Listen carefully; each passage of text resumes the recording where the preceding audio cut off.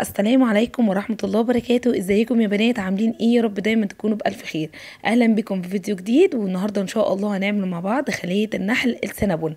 هنعملها بطعم وريحة السينابون حلوة جدا جدا. عجينة هشة قوي قوي بجد، هتندهشي من جمالها ومن طراوتها. حلوة قوي قوي. هنحط عليها كمان صوص شوكولاتة وصوص كراميل، وهنحشيها بالنوتيلا. حلوة جدا جدا. وطبعا ريحة السينابون وكلنا عارفين بيتميز بالقرفة. القرفة بجد يا جماعة مدية للعجينة دي نكهة وريحة مش طبيعية. يلا بقى بينا نسمي الله ونبتدي الفيديو بتاعنا.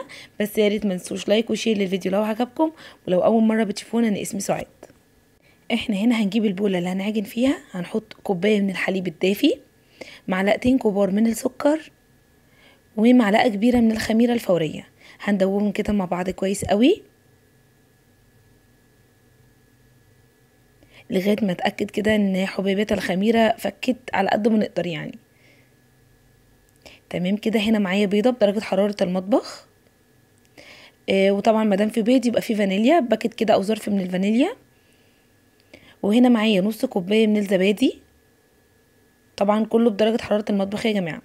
ومعايا هنا معلقتين من اللبن البودر، وده اختياري، وذره كده من الملح. ونص كوبايه من الزبده مذابه لكن مش سخنه. هدوب بقى الكلام ده كله مع بعضه لغايه ما اتاكد ان مفيش اي تخريزات من الزبادي، وان كل المكونات كده امتزجت كويس جدا والخليط بقى سائل قوي.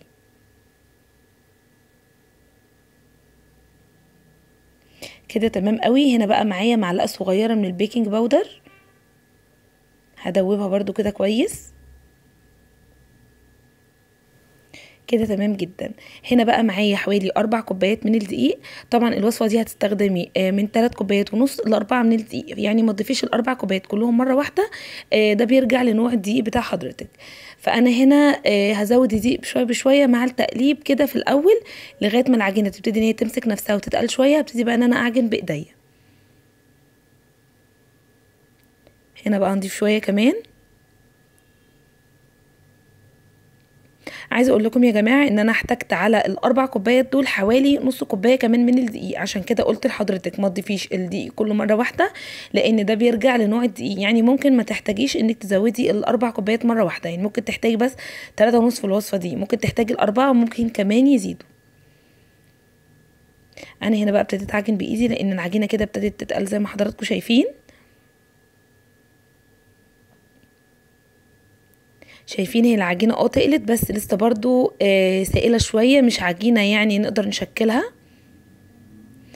انا هنا لو حضراتكم تاخدوا بالكم دي كده ال4 كوبايات دول كانوا اخر شويه. برضو هلاقي ان العجينه لسه مش متماسكه قوي، فهضيف برضو شويه كده بشويه. هستخدم حوالي زي ما قلت لكم نص كوبايه كمان من الدقيق، بس مش هضيفهم مره واحده، هضيفهم كده معلقه بمعلقه. شايفين اهي العجينه برضو ما ينفعش تتشكل، دي كانت اول معلقه كده ضفتها. وهبتدي برضو ان انا اعجن.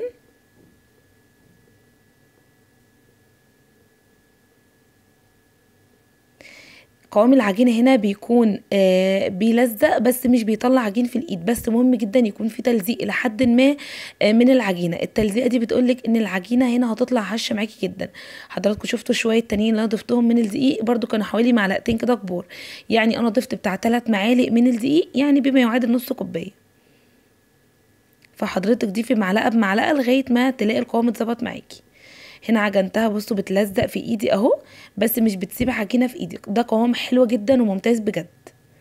شايفين قوام العجينه يا جماعه عامل ازاي؟ طريه قوي، بتلزق كده شويه، وهو ده المطلوب.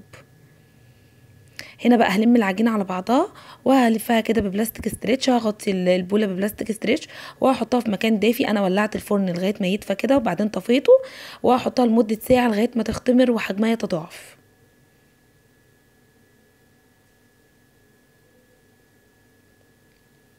هنا بقى العجينه بعد ما اختمرت بعد حوالي ساعه، شايفين شكلها بسم الله ما شاء الله. اول حاجه هنطلع الهواء من العجينه، هنديها كده البوكس المعتاد، وبعدين هنلم العجينه كده على بعضها. مش هنعجنها يا جماعه، بلاش نعجن العجين بعد ما يختمر، احنا كده هنخرج كل الهواء منه ومش هيبقى استفدنا اي حاجه، وهتطلع مننا عجينه مكتومه. فيدوب بس هنلم العجينه على بعضها كده، وهنحطها على الرخامه بتاعتنا، ونبتدي ان احنا نسويها كده، نعملها دايره ونسويها على قد ما نقدر.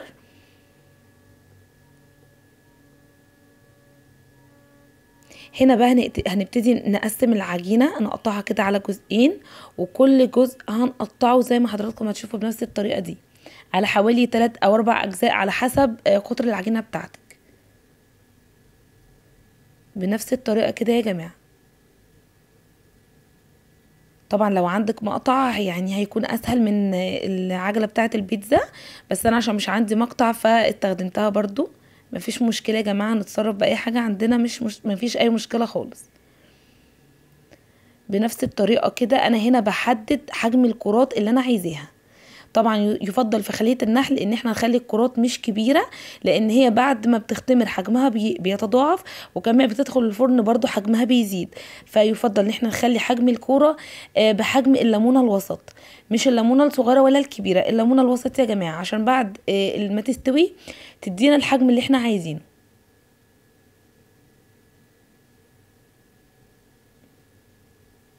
كده تمام قوي. انا كده قطعت العجينه زي ما حضراتكم شايفين كده بنفس الطريقه. هبتدي بقى اخد قطعه قطعه وهفردها كده بايدي، اشوف بس ايه شكل الكوره، الحجم اللي انا عايزاه ولا لا، قبل ما ابتدي ان انا اشكلها واحط فيها الحشوه بتاعتنا. شايفين ده الحجم المناسب. تقدروا بقى هنا تحشوها بالجبنه، تقدروا تحشوها نوتيلا. هنا بقى معايا صينيه لها شكل، يعني هحط فيها دهنه كده من الزبده، ومعايا نوتيلا. طبعا ما تبقاش سايحه، انا عايزاها تكون ماسكه نفسها شويه عشان نقدر نحطها جوه العجينه ونقفلها كده كويس، ما تطلعش معايا، ما تطلعش بره العجينه يعني. وزي ما قلت لكم تقدروا تحشوها جبنه مثلثات، تقدروا تحشوها جبنه الحشوات اللي حضراتكم عايزينها، جبنه كريمي براحتكم خالص. انا هنا بصراحه لان الولاد بيحبوا النوتيلا فكنت عاملاها لهم كده بالنوتيلا من جوه، وكمان حطيت عليها صوص شوكولاته من بره، فكانوا فرحانين بيها جدا. طبعا كلنا عارفين ان الولاد كلهم بيعشقوا الشوكولاته والكبار كمان. تمام كده، شايفين الحجم ده حلو جدا جدا. انا بقى مش هرص في الصينيه دلوقتي، هقول لكم هنعمل ايه، بس الاول هنخلص كل الكرات بتاعتنا وبعدين هقول لكم هنعمل ايه قبل ما نحطهم في الصينيه. طبعا شايفين بنفرد العجينه على قد ما نقدر عشان لما نحط الحشو ونيجي نقفلها الشوكولاته ما تطلعش معانا. ومهم جدا تقفلوها كويس عشان وهي بتستوي ما تفكش العجينه معايا.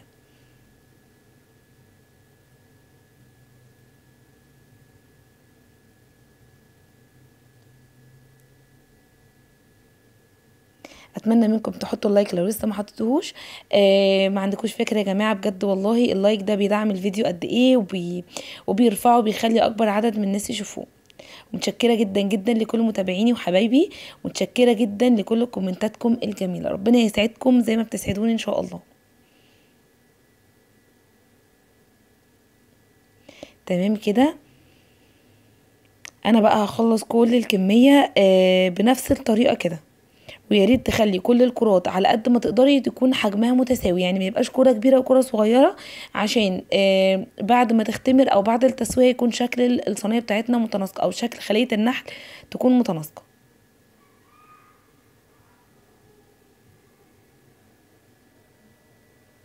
بنفس الطريقة كده يا حبايبي. تمام. انا هنا خلصت الكمية كلها. هنا بقى هنعمل ايه؟ معايا نص كوباية من السكر البودرة، ومعلقتين كبار من القرفة. يفضل يا جماعة ان احنا ندخل السكر عشان نتأكد ان مفيهوش اي تكتلات او اي حبيبات. زي ما قلت لكم معلقتين كبار من القرفه، ومعلقه كبيره من الكاكاو الخام. هنقلبهم بقى كلهم مع بعض. وهنا بقى هنعمل ايه؟ انا وعدتكم ان خليه النحل دي هتكون بنكهه السينابون. فطبعا احنا كده عملنا الخليط بتاع السينابون اللي هو السكر والقرفه والكاكاو. هنبتدي بقى ان احنا نحط الكرة في الخليط ده، وهنبتدي ان احنا يعني نتاكد ان هي خدت، يعني الكرة كلها اتكست بيه. هنلفها كده فيه كويس قوي.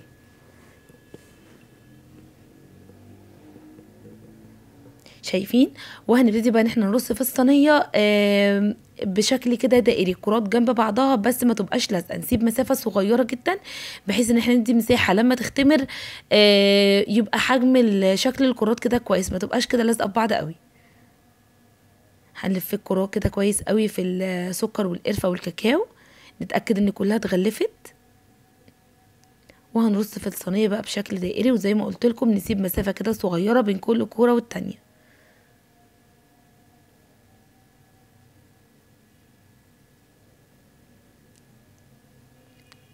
انا هنا بقى كنت خلاص رصيت كل الكرات بقى في الصينيه، وده شكلها يا جماعه ما شاء الله شكلها حلو جدا. هنسيبها بقى تخمر لمده نص ساعه كمان واقول لكم هنعمل ايه.